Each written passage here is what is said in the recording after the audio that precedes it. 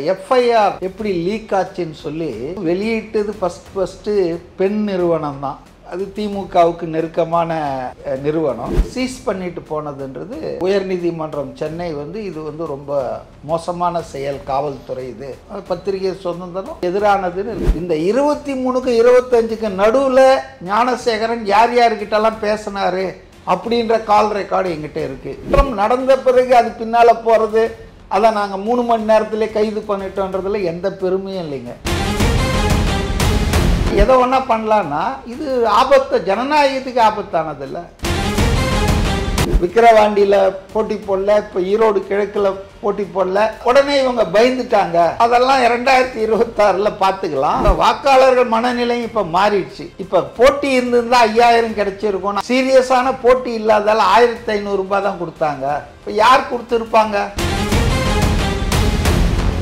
அரசு ஊழியர்கள்லாம் ரொம்ப கோபத்தில் இருக்காங்க. ஸ்டாலின் முதலமைச்சரான பிறகு நம்மளை கைவிட்டாரு. எதிர்கட்சி தலைவராக இருந்தபோது கரிசனத்தோடு வந்தாரு. அப்போ அவர் எதிர்கட்சி தலைவராக ஆக்குனாதான் திரும்ப நம்மளை பார்ப்பாருன்னு.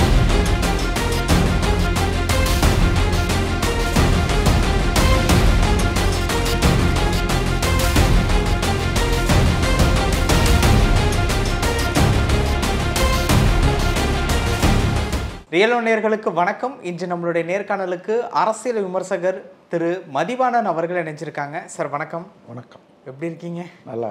ஞானசேகரனுக்கு வாய்ஸ் டெஸ்ட் பண்ணுறாங்க. யார்கிட்ட பேசியிருக்காங்க அப்படின்னு செக் பண்ணுறதுக்காக வாய்ஸ் டெஸ்ட் தடவியல் டிபார்ட்மெண்ட் பண்ணுறாங்க.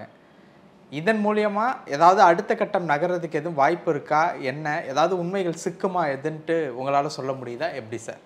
அதில் ஒன்றும் இதில் ஆல்ரெடி அவன் சிக்கிட்டான். சிக்க வேண்டியது யார்? அந்த சார் தான். அவன் மூலமாக வேறு யாரெல்லாம் இந்த கண்ணியில் மாட்டியிருக்காங்கன்றது தான் காவல்துறை ஆயணும்.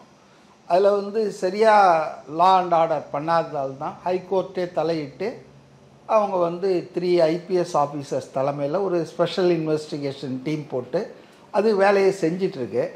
அது நல்லா தான் போயிட்டு இருந்தது. ஆனால் சமீபத்தில் பார்த்தீங்கன்னு சொன்னால் அந்த எஃப்ஐஆர் எப்படி லீக் ஆச்சுன்னு சொல்லி அது வெளியிட்டது ஃபர்ஸ்ட் பெண் நிறுவனம் தான். அது திமுகவுக்கு நெருக்கமான நிறுவனம். அவங்க தான் அந்த எஃப்ஐஆரை லீக் பண்ணது பொதுவெளியில். அதை இவங்கெல்லாம் உடனே அடித்தாங்க காப்பின்னு பல ஜேர்னலிஸ்ட்டுக்கு அதை டவுன்லோட் பண்ணி எடுத்து யூஸ் பண்ணாங்க. ஸோ அதுக்காக அவங்கள எல்லாரும் பெண் மேலே போல இந்த போலீஸு, உனக்கு எப்படி இந்த எஃப்ஐஆர் கிடைச்சது, எப்படி நீ இதை பண்ணன்னு. ஏன்னா ஆளுங்கட்சியினுடைய அமைப்பாச்சே. அப்போ உடனே சாதாரண ஜேர்னலிஸ்ட்டு இப்போ லைனில் வந்தாச்சுன்னா அதை எல்லோரும் யூஸ் பண்ணுவாங்களே. பத்திரிகையாளர்கள் அதுக்கு தானே காத்துட்ருக்காங்க.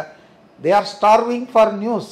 அப்படி இருக்கும்போது அதுக்காக அவங்கக்கிட்ட விசாரித்தா கூட தப்பு இல்லை. அவங்க மொபைல் ஃபோனெல்லாம் சீஸ் பண்ணிட்டு போனதுன்றது ரொம்ப மோசம். நேற்று உயர்நீதிமன்றம் சென்னை இது ரொம்ப மோசமான செயல் காவல்துறை. இது அவங்க ஃப்ரீடத்துக்கே சுதந்திரம், பத்திரிகை சுதந்திரம், கருத்து சுதந்திரத்துக்கு எதிரானதுன்னு நல்லா சொல்லியிருக்காங்க. அப்போது ஒரு பக்கம் ஞானசேகரனை நாங்கள் அந்த டெஸ்ட்டுக்கெல்லாம் ஆட்படுத்துகிறோம், உண்மையை கண்டறிகிறோன்னு சொல்கிறவங்க அது போயிட்டுருக்கட்டும், தப்பு கிடையாது. ஏன்னா it is a court monitored probe, SIT பண்ணுது. அதனால் அதிகமாக அதை வளைக்க முடியாது ஆட்சியாளர்களால். எனக்கு அதில் ஒரு நம்பிக்கை இருக்குது. ஆனாலும் அந்த SITயே திசை மாறி பயணிக்குது. ஆக்சுவலாக இப்போ அண்ணாமலை பிஜேபி அவருக்கு எப்படி கிடச்சிதுன்னு எனக்கு தெரியாத. நான் பொதுவெளியில் சேலஞ்ச் பண்ணியிருக்கார் தமிழ்நாடு காவல்துறையை. அதாவது இந்த ஞானசேகரனுடைய பர்டிகுலர் மொபைல் கடந்த ஓராண்டில் வந்த கால் ரெக்கார்ட்ஸ்லாம் என்கிட்ட இருக்குது. குறிப்பாக 23ஆம் தேதி சம்பவம் நடந்தது அண்ணா யூனிவர்சிட்டியில். அந்த மாணவி பாலியல் வன்முறைக்கு ஆளாக்கப்பட்ட சம்பவம். 25ஆம் தேதி தான் எஃப்ஐஆர் புகார், அதே மேலே எஃப்ஐஆர் வருது. இந்த 23க்கு 25க்கு நடுவில் ஞானசேகரன் யார் யார்கிட்டலாம் பேசினாரு அப்படின்ற கால் ரெக்கார்டு எங்கிட்ட இருக்குது. இதை நான் வாட்ச் பண்ணிகிட்டு இருக்கேன். பொதுவெளியில் நான் விடுவேன். காவல்துறை இதெல்லாம் விசாரிக்க தவறினால் மூடி மறைக்க நினச்சா வெளியிடுவேன்றாரு. So as a common man எந்த வகையிலையாவது உண்மை வரணும், குற்றவாளிகள் பிடிப்படணும், தண்டிக்கப்படணுன்ற முறையில் அந்த ஸ்டேட்மெண்ட்டை நான் பெருசாக அதை எதிர்க்கலை. ஆனால் கூடவே என்னென்னா ஒவ்வொருவர் பேசும் பேச்சும் ஒரு ரகசியம் தானே, தனிநபர் உரிமை இருக்குல்ல. இதை எப்படி வந்து அண்ணாமலை எடுத்தார்? ஒரு வருஷமாக அவனுடைய அவுட் கோயிங் இன்கம்மிங் கால் ரெக்கார்ட்ஸு இதை காவல்துறையினர் பண்ணலாம். அதுவும் கிரிமினல்களுக்கு கோர்ட் அனுமதி பெற்று மேலதிகாரிகளுடைய முன் அனுமதி பெற்று பண்ணலாம், எல்லாருக்கும் பண்ண முடியும். அப்படின்னா இது வந்து சென்சார் பண்ணுற ஸ்டேட் ஆகிடும்ல. இது வந்து ஃப்ரீடமே இல்லை, அரசாங்கம் ஒட்டு கேட்டு தானே நடக்குதுன்றாங்க. இப்போ சில நாடுகளில், சர்வாதிகார நாடுகளில் ஒட்டு கேட்குறாங்க எல்லா மக்கள் பேசுகிறதையும் அப்படின்றது தானே ஒரு குற்றச்சாட்டு. அப்போ அண்ணாமலைக்கு எப்படி இந்த ரெக்கார்ட்ஸ்லாம் கிடைக்குது? யூனியன் ஹோம் மினிஸ்டர் அமித்ஷா மூலமாக கிடைச்சதா இல்லை? ஏன்னா அவர் ஒரு ஃபார்மர் ஐபிஎஸ் ஆஃபீஸர், அதனால் நண்பர்கள் பழைய இதில் எதாவது வாங்கினாரா தெரியாது. பட் அந்த டேட்டாவை வந்து நம்ம இந்த எஸ்ஐடி பயன்படுத்தணும், கேட்டு வாங்கணும். அதே நேரத்தில் அவர் கைக்கு இந்த டேட்டா எப்படி போச்சுன்றதை பற்றி விசாரிக்கணும். அப்போ தான் வந்து ஒரு நியாயமான நீதியின் பால் ஒரு ஆட்சி நடக்கும். இல்லைன்னா எவனோன்னா மிரட்டலாம. உயிஸ் அண்ணாமலை இப்போ ஞானசேகரன் குற்றவாளி, அதனால் அவர் ரெக்கார்டு இவர் எடுத்தது சரின்னு நம்ம ஒத்துக்கிட்டோம்னா இவருக்கு என்ன அதிகாரம் இருக்குது? அப்போ எல்லாரையும் எடுக்கலாமா இவர்? இது ஒரு தனி மனித சுதந்திரம், ப்ரைவசியே பாதிக்குது இல்லையா? அப்போ BJP state president having influence with Amit Shah அப்படின்னா எதை ஒன்றா பண்ணலான்னா இது ஆபத்து, ஜனநாயகத்துக்கு ஆபத்தானது இல்லை. அதனால் வந்து இதை வந்து இந்த விசாரணை விரைவாக முடிக்கணும். இதில் நிரூபிக்கிறதுக்கு என்ன இருக்குதுன்னு தெரில. அவனே ஒத்துக்கிட்டான் இல்லையா? அவன் இன்னும் மறுத்ததாக எந்த செய்தியும் வரல. இவங்க ஒருவேளை கோர்ட்டில் வந்து ப்ரூவ் பண்ணுறதுக்கு, அதாவது வந்து கண்டிப்பாக கோர்ட்டு சில கேள்விகளை கேட்கும். சொல்கிறத வச்சு போலீஸை கொடுக்குற அறிக்கையை வச்சு கோர்ட்டு தீர்ப்பு கொடுக்காது. கோர்ட்டு வந்து அது கொஸ்டின் பண்ணும். அந்த அடிப்படையில் இவங்க வந்து சில ப்ரூஃப்ஸை வந்து பில்டப் பண்ணுறாங்களான்னு தெரியாது. ஆனால் இந்த வழக்கில் வந்து தமிழ்நாடு அரசு, தமிழ்நாடு ஆளுங்கட்சி எடுத்த நிலைப்பாடுகள், அவங்க கட்சிக்காரங்க இல்லைனாங்க, அப்புறம் கட்சி அனுதாபினாங்க. அதனுடைய போக்கு மக்கள் மத்தியில் ஒரு சந்தேகத்தை தான் ஏற்படுத்தியிருக்கு. இது ஒரு பிளாக் மார்க்கா? பிளாக் மார்க்குன்னு சொன்னால் அப்புறம் ஃபுல்லாக பிளாக் மார்க்காக தான் இருக்கும். இது ஒரு சம்பவம். பெண்களுக்கு எதிரான குற்றங்கள் என்பது தமிழ்நாட்டில் சமீப காலமாக அதிகரிச்சிட்டு வருதுங்க. சென்னையில் மட்டும் இல்லைங்க, தமிழ்நாடு பூரா. இப்போ நீங்கள் பார்த்தீங்கன்னு சொன்னால் பத்திரிகையை எடுத்து காலையில் பிரிச்சிங்கன்னு பார்த்தா கிளாம்பாக்கம் பஸ் ஸ்டாண்டில் ஒரு வட இந்திய பெண், 18 வயசு பெண் ஆட்டோவில் கொண்டு போய் பாலியல் சீண்டல்ன்றாங்க. என்ன பண்ணாங்க? இதெல்லாம் நடக்கும்போதே நடந்துட்டு இருக்குது. இப்போ கிருஷ்ணகிரியில் ஆசிரியர்கள் வேலையே பயிரமிடுற மாதிரி ஒரு 8வது படிக்கிற மாணவியை பாலியல் பலாத்காரம் பண்ணி அந்த லேடிக்கு வந்து குழந்தை வரா மாதிரி பண்ணி, இப்போ அந்த அது வந்து அபார்ஷன் பண்ணிவிட்டு ஸ்கூலுக்கே போகாமல் இருந்து தலைமை ஆசிரியர் போய் ஏன் ஸ்கூலுக்கு வர்றதில்லைன்னு சொல்லிட்டு கேட்டதான் இந்த மாதிரி வருது.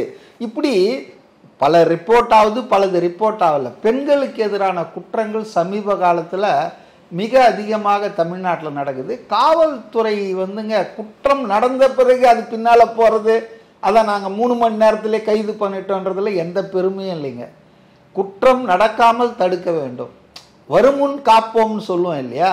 அப்போ ஒரு அச்சத்தை உருவாக்கணும். தவறு செய்தால் நாம் கடுமையாக தண்டிக்கப்படுவோம், தவறு செய்தால் நமக்கு வந்து சிக்கல் வரும் அப்படின்ற ஒரு பயம் காவல்துறை உருவாக்கணும். எங்கே உருவாக்குறாங்க? அதுதான் பிரச்சனை. இன்னைக்கு பிரச்சனையே வந்து சட்டம் ஒழுங்கு தான் சந்திச்சிருக்குது. எந்த அளவு சந்திச்சிருக்குதுன்னா, கல்பனா நாயக்கா அடிஷனல் டிஜிபி அவங்க என்னை வந்து கொல்வதற்கு சதி, அதுதான் என் சேம்பர், என் ஆஃபீஸ் தீக்கிறேன், கொஞ்ச நேரத்துக்கு முன்னால் போயிருந்தேன்னா நான் செத்து இருப்பேன்ற அளவுக்கு இவ்வளோ படை சூழ, காவலர்கள் சூழ இருக்கிற ஒரு ஏடிஜிபி லெவல் ஐபிஎஸ் ஆஃபீஸர் ஒரு சீரியஸ் சார்ஜை சொல்கிறாங்கன்னு போது சட்டம் ஒழுங்கு எந்த அளவுக்கு இருக்கு? முதல்வரோ துணை முதல்வரோ வாயை திறக்க மாட்டேன்றாங்களா? ஏன் அவங்க கண்ட்ரோலில் தானே சார் போலீஸ் டிபார்ட்மெண்ட்டே இருக்கு, இருந்தும் வாயை திறக்க மாட்டாங்க. அந்த போலீஸ் டிபார்ட்மெண்ட்ல அந்த ரெக்ரூட்மெண்ட்ல நடந்த முறைகேடுகளை அம்பலப்படுத்திட்டாங்க. அந்த முறைகேடுகள் அம்பலப்படுத்தணும்னா அவங்கள வேற இடத்துக்கு மாத்துறாங்க, அவங்க அனுமதி இல்லாதையே லிஸ்ட்டை வெளியே போடுறாங்க. அப்போ அவங்க ஒரு கம்ப்ளைண்ட் கொடுக்குறாங்க, என்ன கொல்ல சதின்னு. 7 மாதம் ஆச்சு, அதை பற்றி எதுவும் விசாரிக்கல. இப்போ தான் சிபிசிஐடிக்கு கொடுத்து தீவிரமாக விசாரிக்கிறாங்களாம். எப்போ அந்த அம்மாவுடைய அந்த கம்ப்ளைண்ட் அவங்க ஒன்றும் பேட்டி கொடுக்கல, எப்படியோ லீக் ஆகிடுச்சு இல்லையா? இன்றைக்கி தான் நம்ம என்ன உலகத்தில் இருக்கிறோம், எந்த செய்தியும் எப்படி ஒன்றாலும் லீக் ஆகும். அதனால் ஒரு ஐபிஎஸ் அதிகாரி, அதுவும் ADGP additional director general of police லெவலில் இருக்கிறவங்களுக்கே தவறுகளை, நிர்வாக தவறுகளை, அரசின் தவறுகளை சுட்டி காட்டினால் உயிருக்கு ஆபத்து ஏற்படுன்ற அளவுக்கு அவர் ஒரு பெண் அதிகாரியும் கூட இருக்குதுன்னு சொன்னால், சட்டம் ஒழுங்கு தமிழ்நாட்டில் சிறப்பாக இருக்குதுன்னு சொல்லிக்கலாம். ஆனால் சீஃப் மினிஸ்டர் தான் அதை பொறுப்பு வச்சுருக்காரு, ஹோம் அஃபேர்ஸை. அப்போ அவர் இதை பற்றி பேசியிருக்கணும் பொதுவெளியில். அவர் ஒரு கான்ஃபிடென்ஸ் கொடுக்கணும். அண்ணா யூனிவர்சிட்டி மாணவி கற்பழிக்கப்பட்டு 15-20 நாள் ஆகி சட்டமன்றத்தில் எதிர்கட்சி அதிமுக ஒத்திவைப்பு தீர்மானம் கொண்டு வரும்போது தான் அதை பற்றி வாயை திறந்தார். அதே போல் இன்றைக்கி இந்த பெண்ணை இது என்ன டிமாரலைஸ் பண்ணாதா போலீஸில் இருக்கிற ஃபோர்ஸை, அதுவும் குறிப்பாக பெண் அதிகாரிகளை? இது எந்த வகையில் அமைதியாக இருப்பது, எந்த வகையில் நியாயம்னு எனக்கு தெரியல. ஓகே சார், இன்னொரு விஷயம் என்ன அப்படின்னா, நேற்று ஈரோடு கிழக்கு இடைத்தேர்தல் நடந்ததில்ல? ஆமாம். அதில் கள்ள ஓட்டு போடுறாங்க அப்படின்னு சொல்லி தேர்தல் களத்திலே நாம் தமிழரினருக்கும் டிஎம்கே காரவங்களுக்கும் சண்டை நடந்தது. நார்மலாகவே தேர்தல் நேரங்களில் இந்த மாதிரியான அமளி தும்பளிகள் நடக்கிறதுங்கிறது ரொம்ப இயல்பான ஒரு விஷயந்தான். வாக்குச்சாவடியில் இந்த மாதிரியான ஒரு விஷயம், அதுவும் இரு கட்சியினர் அடிச்சுக்கிறதுங்கிறதே எந்த மாதிரியான ஒரு போக்காக பார்க்குறது? அதாவது உச்சக்கட்ட அராஜகம். தமிழ்நாட்டில் இடைத்தேர்தல் என்பது கேலி கூத்தாகி பல வருஷம் ஆச்சு. முன்னால் மூக்க அழகிரி மத்திய அமைச்சராக திமுக தென்பகுதிக்கு பொறுப்பாளராக இருக்கும்போது திருமங்கலம் ஃபார்முலான்னு ஒரு ஃபார்முலாவே வடிவமைச்சார். ஸோ இது திமுக அதிமுக எந்த கட்சியாக இருந்தாலும், இது இந்த கட்சின்னு நான் சொல்ல. இடைத்தேர்தல் என்பது அது ஒரு ஜனநாயகத்துக்கு ஒரு களங்கமான கேலி கூத்தாக மாறிடுச்சு. பட்டியலை அடைக்கிற மாதிரி ஆட்கள் அடைக்கிறது, பிரியாணி விருந்து 1000 ரூபாய் 1500 ரூபாய் கொடுக்கறது. அதனால தான் இன்றைக்கி பார்த்தீங்கன்னா பல கட்சிகள் வேஸ்ட்டாக எதுக்கு இடைத்தேர்தலில் போட்டி போடணும்ப்பா. எதிர்கட்சியான அதிமுக கூட விக்கிரவாண்டியில் போட்டி போடல, இப்போ ஈரோடு கிழக்கில் போட்டி போடல. அப்போ உடனே இவங்க பயந்துட்டாங்க, இவங்களுக்கு திராணி இல்லைன்றாங்க. அதெல்லாம் 2026 பார்த்துக்கலாம். ஆனால் இடைத்தேர்தல் என்பது ஆளும் அரசாங்கம் மொத்த பவரையும் மிஸ்யூஸ் பண்ணுதுன்றது எஸ்டாப்ளிஷ்டு ஃபேக்ட். அதாவது ஒரு முறை நாடாளுமன்ற தேர்தலில் துரைமுருகன் மகன் போட்டி போட்டார் இல்லையா? அப்போ வேலூர் தொகுதி தேர்தலையே தேர்தல் ஆணையம் நிறுத்தி வச்சுது. அந்த அளவுக்கு பணங்கள் பறிமுதலாச்சு. அப்போ இன்னைக்கு ஜனநாயகம் என்பதை விட பணநாயகம் தான் தமிழ்நாட்டில் தமிழ்நாட்டில்னா இதுங்க தான் நடக்குதுன்னு சொல்ல மாட்டேன். அநேகமாக இந்தியா பூரா இப்போ பணநாயகம் ஆச்சு. ஆனால் தமிழ்நாட்டில் ரொம்ப மோசமாக நடக்குது. இப்போ ஈரோடு கிழக்கில் கூட வாக்காளர்கள் மனநிலையும் இப்போ மாறிடுச்சு. இப்போ போட்டி இருந்திருந்தால் 5000 கிடைச்சிருக்கோன்னு அவங்களே சொல்லிக்கிறாங்களாம். சீரியஸான போட்டி இல்லாதால 1500 ரூபாய் தான் கொடுத்தாங்க. இப்போ யார் கொடுத்துருப்பாங்க உங்களுக்கு தெரியும். இப்போ இந்த தேர்தல் தான் ஜெயிச்சு தான் ஆட்சியை காப்பாற்ற போகிறதில்ல. முன்னால் எடப்பாடிக்கு ஒரு சோதனை இருந்தது இல்லையா? 8 தொகுதி 9 தொகுதி ஜெயிச்சாதான் பெரும்பான்மைன்னு. அந்த மாதிரி இல்லை இல்லைங்களா?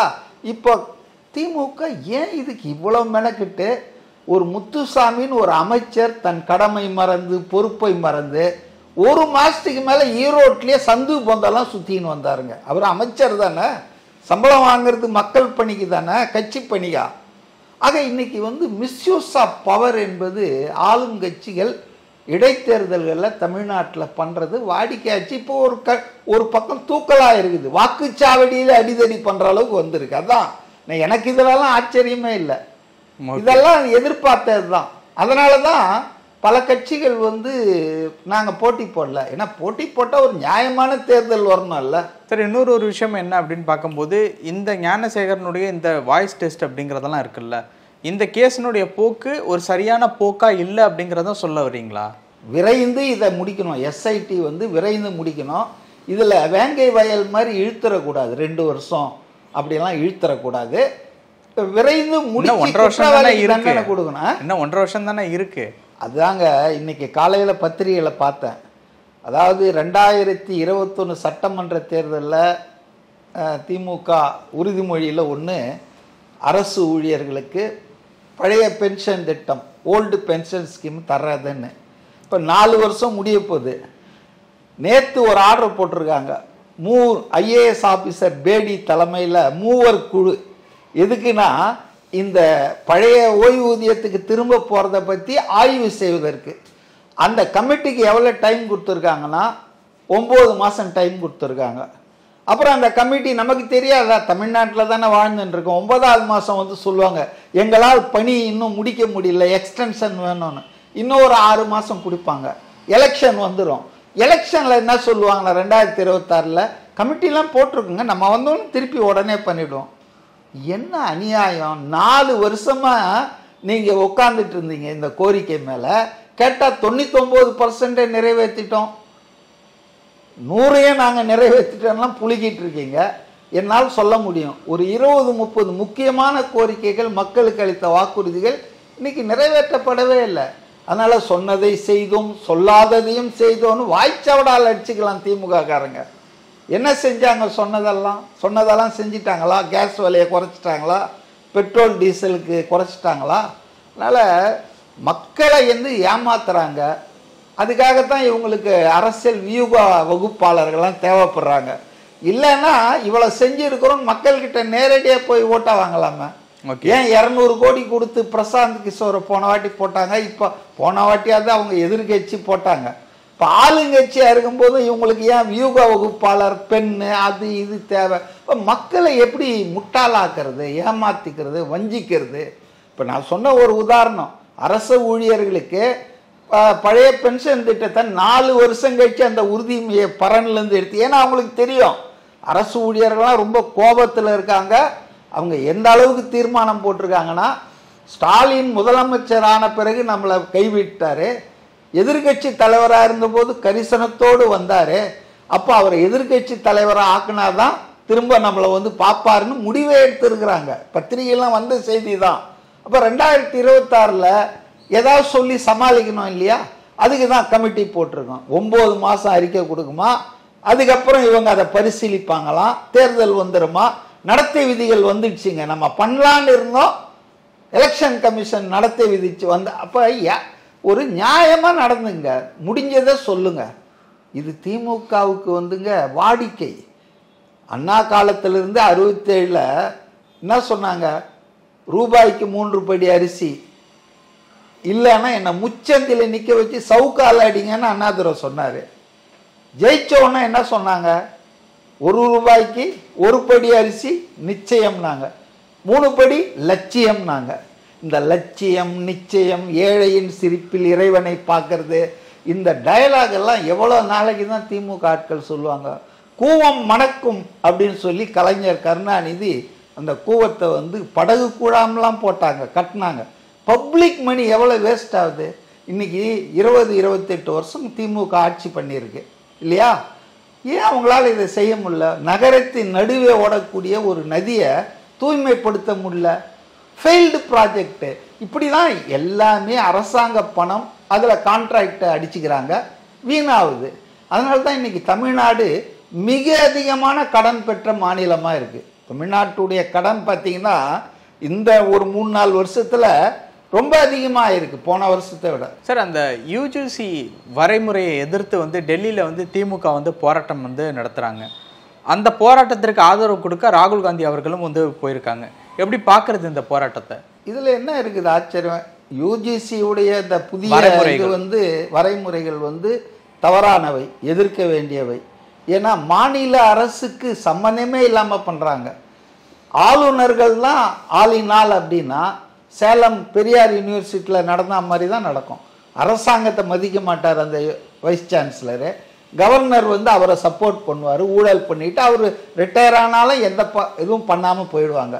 ஸோ எந்த மாநிலத்தில் அந்த சர்வகலாசாலை பல்கலைக்கழகம் இருக்கோ அதனுடைய பிரதிநிதி அதுக்கு எந்த அதிகாரமும் இல்லாமல் பண்ணுறதுன்றது எந்த வகையில் நியாயம்?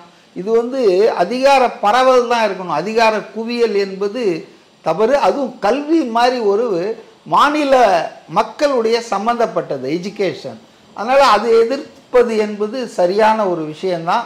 திமுக ஆளுங்கட்சியாக இருக்கிறதால அதை எதிர்த்து ஆர்ப்பாட்டம் பண்ணுறாங்க. இந்தியா கூட்டணியில் முக்கியமான கட்சியாக இருக்கிறதால ராகுல் காந்தி, இவர் அகிலேஷ் யாதவ்லாம் கலந்துக்கிறாங்க. இதில் ஒன்றும் நல்ல விஷயம் தான், இது ஃபைட் பண்ண வேண்டிய விஷயம். ஓகே சார், நிறைய விஷயங்கள் பகிர்ந்துக்கிட்டீங்க. நேரத்துக்கு ரொம்ப நன்றி. ஓகே.